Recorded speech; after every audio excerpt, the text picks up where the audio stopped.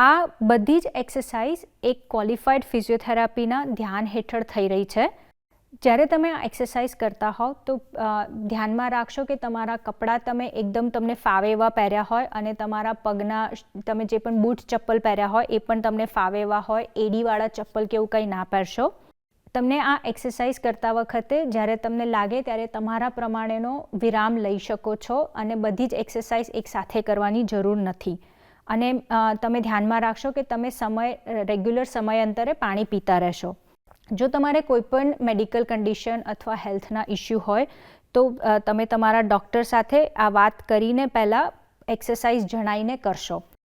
તમને આ એક્સરસાઇઝ કરતાં જો કોઈપણ પ્રકારનું દુખાવો થઈ શકે કે કંઈ પણ થાય તો તમે ડૉક્ટરને એકવાર એક્સરસાઇઝ સૌથી પહેલાં બંધ કરશો અને ડૉક્ટરને બતાવીને એમની સલાહ પ્રમાણે આગળ કરશો.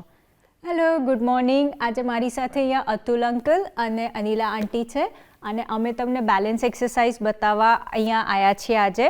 અતુલ અંકલ અને ઇલા આંટી હસબન્ડ એન્ડ વાઇફ છે, તો તમે આ એક્સરસાઇઝ એઝ એ કપલ પણ ઘરે કરી શકો છો અને કોઈ ફ્રેન્ડ સાથે પણ કરી શકો છો જો ઘરમાં કપલ સાથે તમને કોઈ શક્યતા ના થઈ શકતી હોય તો. તો આપણે શરૂ કરીશું આંટી.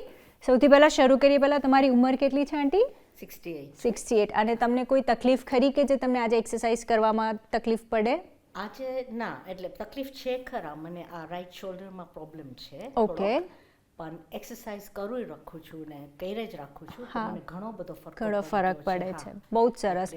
ઇટ ડઝ હેલ્પ, નહીં તો સ્ટીફ થઈ જશે. તો આજે આપણે થોડી એક્સરસાઇઝ કરશું કે જેમાં તમારા આ ખભાનો ઉપયોગ થશે. જો એટ એની પોઈન્ટ તમને એવું લાગે કે તમને દુખે છે કે નથી થતું તો મને જણાવજો. બરાબર છે? ઓકે. અંકલ, તમારી ઉંમર કેટલી છે? 73. અને તમને કોઈ તકલીફ ખરી? કોઈ એક્સરસાઇઝ કરવામાં આજે તકલીફ થાય એવું મેડિકલ કન્ડિશન? એટલી બધી કાંઈ તકલીફ નથી, ખાલી એક મારી ની કેપ જરાક તૂટી ગઈ હતી તો એટલે જરાક પગ વાંકા વાળવામાં જરાક કોકવાર તકલીફ પડે. બરાબર છે. તો ફરીથી આપણે આજે બેલેન્સ એક્સરસાઇઝ કરી રહ્યા છે અને આપણે આજે મેટ પણ અહીંયા એડ કરી છે તો એ તમારા થોડું ચેલેન્જિંગ બનાવશે. કાંઈ તકલીફ પડે તો મને જણાવશો. ઓકે. તો શરૂ કરીએ આપણે. સૌથી પહેલી એક્સરસાઇઝ છે, તમારે થોડું નમીને એકબીજાને બોલ પાસ કરવાનો છે અને આવા આપણે 10 રિપીટેશન કરીશું. Okay, ready? ઓકે. 1 2 3 4 5 6 7 8 9 ને 10. ગુડ.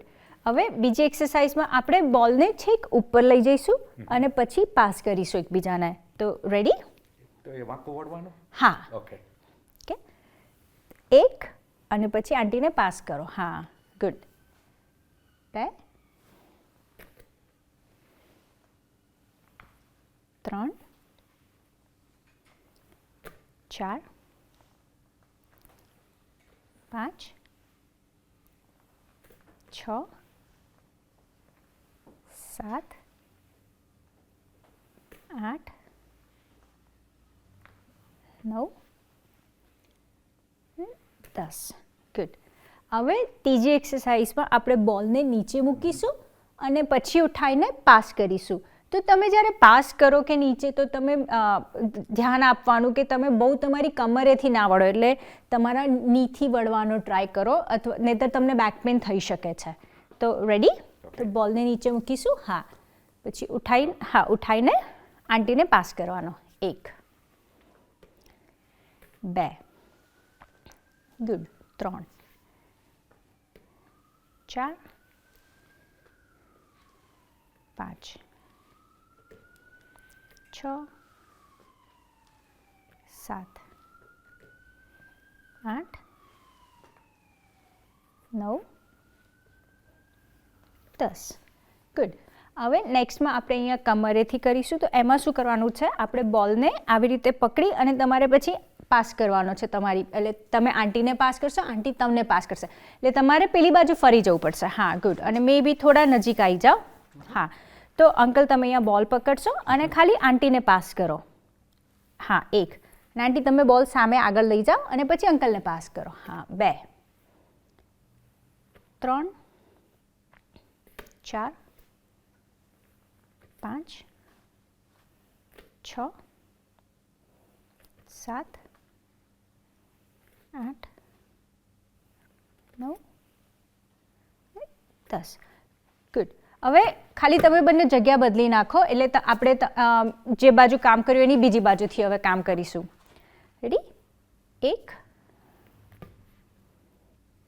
2 3 4 5 6 7 8 9 10. ગુડ. હવે નેક્સ્ટ એક્સરસાઇઝમાં ઓલમોસ્ટ આવી રીતે જ કરવાનું છે, પણ આપણે આપણી આ બાજુને આખી સ્ટ્રેચ કરી અને પછી પાસ કરીશું બીજી બાજુ. બરાબર છે? Ready uncle? તમારી હા જમણી બાજુ આખું બોલને સ્ટ્રેચ. હા, ગુડ. અને પછી આંટીને પાસ કરો. 1 2 3 4 5 6 7 8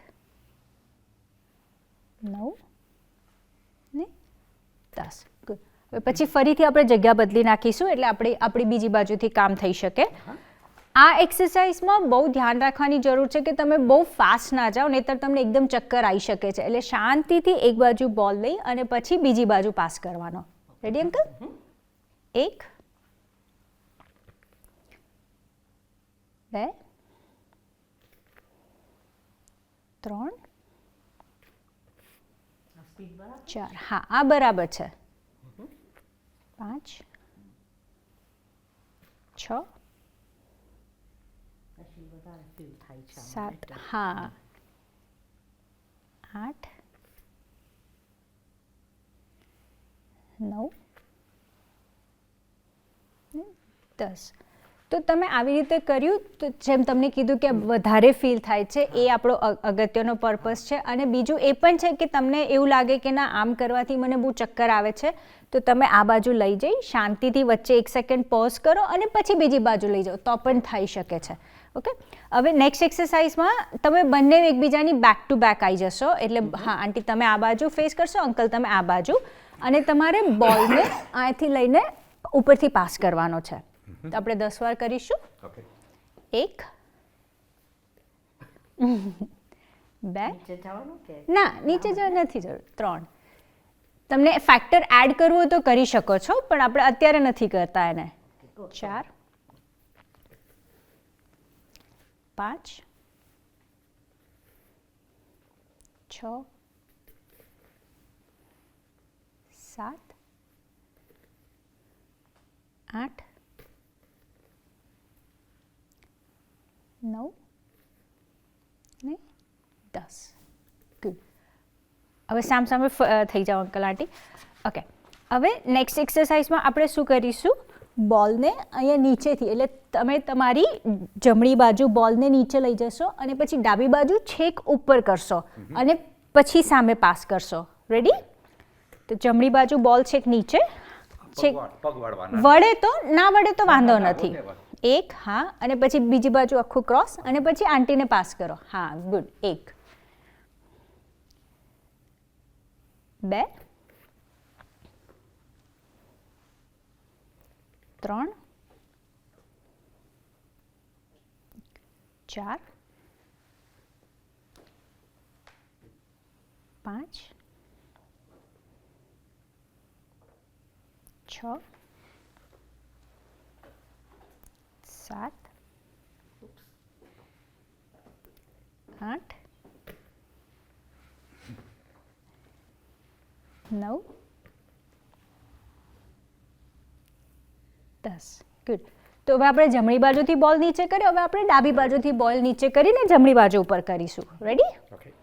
1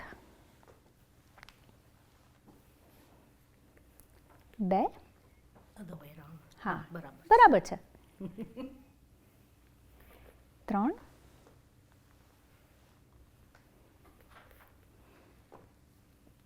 4 આંટી તમારી ડાબી બાજુ બોલ નીચે.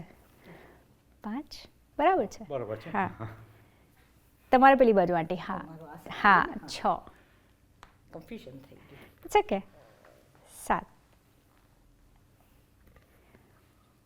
8 9